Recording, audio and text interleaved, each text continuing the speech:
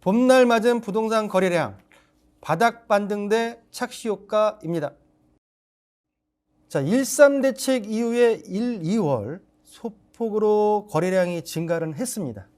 자, 거래량이 어떤 내용이 얼마큼 늘었는지 또 그 증가된 배경이 어떤지 한번 짚어봐 주시죠. 일단 매매량 증가 먼저 보겠습니다. 그래서 1분기, 올해 1분기인데요. 이제 전체로 1, 2, 3월을 보겠죠. 그래서 수도권 아파트 매매량이 한 2만 5천 건 정도 기록을 했거든요. 이게 지난 4분기보다 한 2배까지 증가된 수치입니다. 그러니까 매매량 증가됐고요.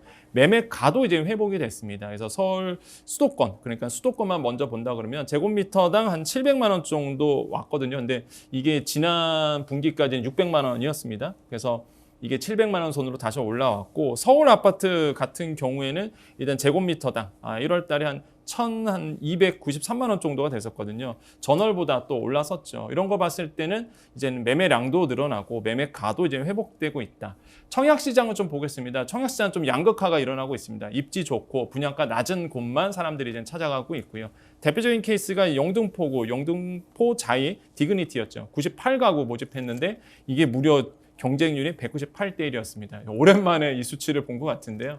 그 정도로 이제 입지 좋고 좋은 몫에 있는 이런 분양 시장에 대한 관심들이 높아지고 그 이외의 시장은 사실 보지도 않고 있거든요. 그래서 청약 시장은 좀 양극화가 일어나고 있습니다. 그런 이유로 첫 달 본다 그러면 규제 완화가 아무래도 큰 영향을 주지 않았을까. 아까 말씀하신 완화. 것처럼 1.3 대책 나오고 뭐 다주택자에 대한 물량 또 공시가도 낮아지고 그래서 일단 규제 완화 부분이 크게 영향을 주고 있고요. 두 번째로는 급매물이 소진된 거다. 그래서 사실 이게 실제 지금 거래가 이루어졌지만은 급매물 중심으로 지금 빠지고 있는 거래가 됐기 때문에 이런 두 가지 측면이 영향을 줬다. 그것이 배경이다라고 말씀을 드립니다. 자, 우리 평론가도 얘기했지만은 지금 아파트 거래량은 지금 늘어났고요. 실거래가 가격 지수도 늘어났습니다. 서울 지역의 모 단지 같은 경우에 청약 경쟁률이 그간 보지 못했던 경쟁률까지 나온 상태인데 이 내용을 두고선 이제 바닥을 찍었다라고 하는 의견도 있고요. 반대적인 의견에서는 급매물만 없어졌지 추가적으로 지금 매물이 더 나오고 있지 않느냐, 착시 효과다라고 하는 의견도 있는데 어떻게 보십니까, 교수님? 이제 봄이잖아요. 네, 봄입니다. 제가 그 나무를 유심히 살펴보잖아요. 그러면 꽃이 먼저 피는 나무가 있고요. 네. 한참 뒤에 피는 나무가 있거든요. 봄이라고 전부 한날 한시에 꽃이 피는 게 아니거든요. 무슨 이야기를 하려고 하냐면 부동산 시장이 전반적으로 금년으로 놓고 보면 전 수치로 보면은 하반기까지 계속해서 내려갈 거다. 수치는 내려가는데 왜? 네. 기준금리도 아까 이야기한 대로 올라갈 거고 경기도 안 좋을 거고 세계 경기도 안 좋으니까 전반적인 종합적인 거시 수치는 계속해서 속도가 완만하지만은 하락하겠지만 그 중에서도 전망이 좋거나 또는 여러 가지로 그 아까 이야기한 대로 어떤 그런 그 계기가 있는 것들은 그런 가운데서도 경쟁률이 뭐 50대 1, 100대 1 하는 그런 물건들이 있다는 거죠. 그래서 지금 일어나는 그 현상, 거래량 확대라든지 또는 가격 상승은 일부적인 것이다. 국한적인 것이다. 이게 전반적인 부동산 시세를 끌어올리기에는 그러려면 아마 내년이 지나서 경기도 좀 좋아지고 금리도 더 이상 올라가지 않는다는 확신이 서야 될 테니까 그런 관점에서 보면은 이것은 말하자면은 매화로 따지면 남매 같은 거다. 한겨울에 가장 먼저 피는 매화가 남매잖아요. 겨울에. 그런 관점에서 저는 지금 일어나고 있는 것은 전반적인 부동산 시장의 활황이라고 하기보다는 가장 먼저 피는 어떤 그런 신호에 불과한 거다. 그러면 겨울에서 봄으로는 넘어왔다. 그렇죠. 그러면 추위는 지나고 이제 따뜻해질 일만 남았다라고 보는 반등의 신호라고 볼 수 있습니다. 반등의 신호죠. 이게 반등의 신호는 반등하는 게 아니라 일단은 떨어지는 속도가 둔화되는 것부터 시작하고 그리고 금년 말쯤 되면은 더 이상 떨어지지 않고 내년 내후년도에 가서 금리도 더 이상 안 올라가고 떨어지거나 경기가 확인되면 그때서부터는 이제 매물들이 막 실수요 매물 그다음에 투기성 매물이 같이 몰리니까 그때는 빠른 속도로 회복이 되지 않겠어요. 그런 관점에서 보면은 지금 일어나고 있는 거래량 증가는 말하자면 봄이 온다는 신호에 불과한 거지 봄이 온 것은 아니다. 아니다. 네. 알겠습니다. 봄이 온 것은 아니다. 네. 아직 반등은 아니다. 네. 라고 하락 기조는 일정 부분 더 갈 것이다. 네. 어떻게 생각하십니까? 전 너무 공감하는 게 전 맞는 표현이라고 보거든요. 왜 그러냐면 일단 저는 착시 효과라고 봅니다. 착시 효과다. 착시 효과라고 보는 게 대표적인 게 이번에 또 더더욱 부동산 거래량이 이제 줄 것으로 보고 있는 이유가 일단 뭐 지금 거래량은 늘어났지만 금매물 중심으로 보유세가 낮아졌어요. 일단 공시지가가 낮아졌습니다. 공시지가가 낮아지면 일단 뭐 재산세라든지 종부세 자체가 낮아지기 때문에 일단 보유세 자체가 좀 낮아지게 되는 부분이 있습니다. 그러면은 집주인 입장에서는 이게 급하게 안 내놓죠. 내놓을 이유가 없습니다. 그러면 이제 관망서로 다시 돌아서거든요. 그렇게 되면 다시 한번 부동산 거래가 이제는 좀 다운될 가능성이 없잖아 있다. 그래서 이런 공시지가 하락 부분이 이렇게 좀 영향을 줄 수 있다고 보고요. 두 번째로 본다 그러면 계속 말씀드리고 있지만 높은 금리입니다. 그러니까 금리 자체에 대한 하방 시그널, 그러니까 금리가 동결되고 그 다음에 이제 밑으로 떨어진다. 피벗이 일어난다는 시그널이 나오기 전까지는 사실 부동산 시장에서 뭐 반등이 일어난다라고 보기엔 좀 어렵다는 거죠. 그런데 이제 다시 한번 강조드리지만 그냥 투자 목적으로 본다 그러면 이 떨어질 때 사야지 이게 막 오르고 있는 사회에서 부동산에 대해서 접근하면은 사실 타이밍 놓치게 되는 부분이 있거든요. 그러니까 확실히 내가 부동산을 어떻게 바라보고 있는지 실거주 목적으로 보고 있는지 아니면 내가 이거 가지고 뭐 투자의 목적으로 보고 있는지에 따라서 접근 방법은 확실히 달라진다. 지금 상황에서. 네, 맞습니다. 예, 그렇게 저는 두 가지 관점에서 봐야 된다고 말씀드립니다. 우리 지금 평론가가 말씀하셨듯이 실수요자 입장과 투자자 입장에서는 그럼요. 기회의 폭이 틀리기 때문에 맞습니다. 판단을 그때 적재적소에 잘 해야 한다는 말씀을 좀 하신 것 같고요. 자, 우리 지금 그 평론가께서는 지금 공시가에 대한 하락에 대해서 지금 얘기를 했습니다. 자, 공시가가 지금 금융위기 직후보다도 훨씬 더 큰 폭, 뭐 18.6%포인트가 지금 공시가의 하락폭을 기록했다라고 얘기를 했는데, 이전은 어떤 그 하락이 되면서 종부세 부담이 완화될 것이고요. 이런 어떤 시장에 미칠 영향 어떻게 보십니까, 교수님께서는? 일단은 이제 그 공시 가격이 하락을 하니까 세부담이 줄겠죠. 세부담이 줄고 특히 다주택자 같은 경우에는 급히 팔아야 될 이유가 없겠죠. 그렇죠. 이렇게 되면 시장에서 매물이 안 나오겠죠. 그러면 거래량도 줄면서 그게 어느 정도 가격을 올리는 효과가 있겠죠. 근데 우리가 그 부동산 같은 경우에는 두 부류를 확실하게 구분해야 돼요. 뭐냐면 실수요자하고 투기적 목적의 수요자가 그 행동 패턴이 다른 거죠. 실수요자는 돈도 빠듯하고 뭐 여러 가지 제약 조건이 많지만은 투자 목적으로 사는 사람들은 돈의 여유도 있고 이런 분들은 뭐를 제일 관심해서 보냐 하면 앞으로 정부가 정책을 어떻게 할 것인가 이게 굉장히 중요하거든요. 근데 지금 이게 대부분의 그 1.3 조치도 그러지만 법을 바꿔야 되는 문제는 지금 야당이 과반 의석을 차지하고 있기 때문에 이 국회에서는 도대체 통과되는 법이 없을 거다. 이런 생각을 하거든요. 그러면 이 국회의원의 구성이 바뀌려고 하면 내년 4월 이후로 가야 되는데 그때까지 1년 이상이 남아 있는데 투자가들의 입장에서는 최대 변수가 뭐냐? 내년도 총선에서 집권당이 바뀔 거냐? 국회 과반 의석이.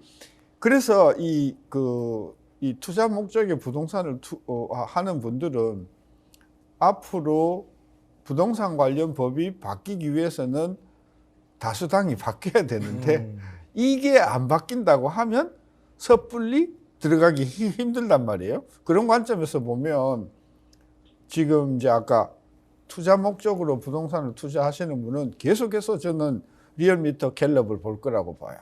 누가 이길 거냐. 그래서 지금 집권당이 과반 의석을 차지할 것이 확실해지면 또 그전에도 전 투자 목적에 전 투자가 일어날 것이고 계속해서 여론이 나빠서 내년도 국회의원 선거도 과반 의석을 차지 못할 거라고 하면 아무리 정부가 부동산세 부담을 낮추려고 뭐 한다고 해도 한계가 있기 때문에 저는 그런 관점에서 국회의 다수 의석을 누가 차지하느냐라고 하는 게 전 부동산 시장에 굉장히 중요한 변수가 되어버렸다. 자, 우리 공시가격 하락에 지금 말씀 나누고 있는데 이거 하나만 좀 짚고 네. 넘어갈게요. 자, 그 소유자 입장에서는 공시가격 하락으로 인해서 보유세에 대한 부담은 덜었습니다. 근데 이제 공시가격이 하락되면 자동적으로 내려가는 전세 보증금에 따른 어떤 대출에 대한 것도 줄기 때문에 임대사업자 입장에서는 새로운 세입자를 구해야 되고요. 그 금액을 또 보전하려고 하면 세입자 입장에서는 또 그 집을 떠날 수밖에 없는 상황이 벌어집니다. 또 속히 말해서 깡통 정세까지도 어떤 양면의 칼날의 어떤 리스크가 있을 것 같은데 이런 공시가격이 하락되면서 집주인들에게 소유자에게는 해부담의 완화가 되겠지만 깡통 전세의 위험 리스크 과연 해결할 수 있는 방법이 없을까요? 만약에 그런 경우가 발생한다고 하면 공시가격 대비 대출 비율을 조정하면 되니까 저는 그것은 충분히 저는 해결할 수 있는 문제라고 생각이 되거든요. 그리고 공시가격을 이렇게 낮추는 게 정부의 기본적인 목적이잖아요. 부담을 줄여주자는 거고 그로 인해서 부수적으로 어떤 대출에 문제가 생긴다고 하면 그 또한 그 금융기관의 계도를 통해 가지고 저는 그 문제는 극복할 수 있다고 그건 별로 그렇게 심각한 문제는 아니다. 네, 보는 거죠. 일단은 그 세입자들의 어떤 그 깡통 전세에 대한 리스크를 좀 줄이기 위한 어떤 공시가격의 하락뿐만이 아니라 발표뿐만 아니라 같이 보완이 좀 필요하지 않을까라고 그렇죠. 여쭤봤고요. 네. 자, 여기서 이제 하나 더 짚어야 될 게 뭐냐면은 미분양의 물량에 대해서 한번 짚어봐야 됩니다. 자, 원희룡 국토부 장관이 아직 분양가가 높다. 10만 호가 된다 하더라도 10만 호가 넘는다 하더라도 미분양에 대한 어떤 물량 각오하겠다.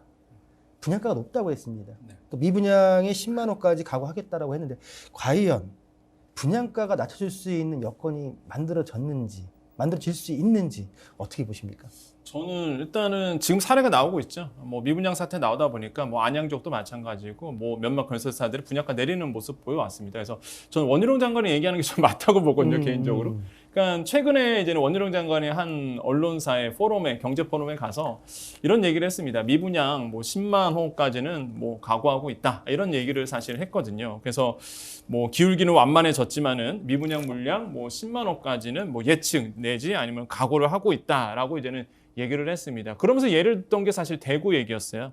그러니까 대구 같은 경우가 예를 들어서 뭐 1만 7천 호 미분양이라니까 뭐 시장에서는 뭐 큰일 났다 뭐 이렇게 얘기하고 있는데 원희룡 장관의 얘기는 그 당시에 2020년, 21년도에 재건축, 재개발 물량이 이제 쏟아져 나왔던 것이고 그러다 보니까 급성수기 때 나오다 보니까 이렇게 뭐 금액도 크고 분양가가 시세보다 30% 비싸고 그다음에 여기에 세금도 내야 되다 보니 당연히 이제 미분양으로 남게 되는 거다. 그러면 당연한 방법은 분양가 내려라 이거거든요. 사실 건설사 입장에서. 그래서 원희룡 장관이 그렇게 이제는 얘기를 하고 있는 부분 이런 것들이 이제는 저는 뭐 충분히 뭐 설득력이 있다라고 저는 생각해 보겠고 그러니까 일단은 뭐 7만 원은 넘었습니다. 1월 기준으로 봤을 때. 그래서 시장에서는 이 미분양 사태에 대해서 파급 효과가 어떻게 번질지는 보고 있는데 저는 분명히 분양가 내릴 여력은 저는 있다고 봐요. 건설사들이.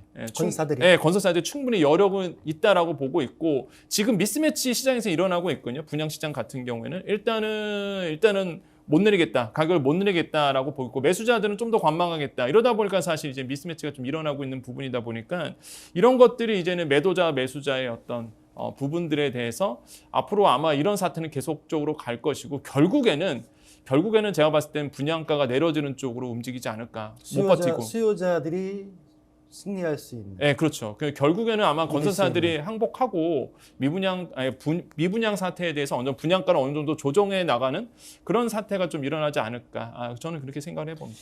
자, 부동산 시장의 현재 지금 하락장에서 미분양 물량에 대한 어떤 지표를 굉장히 주시 있게 보고 있는데요.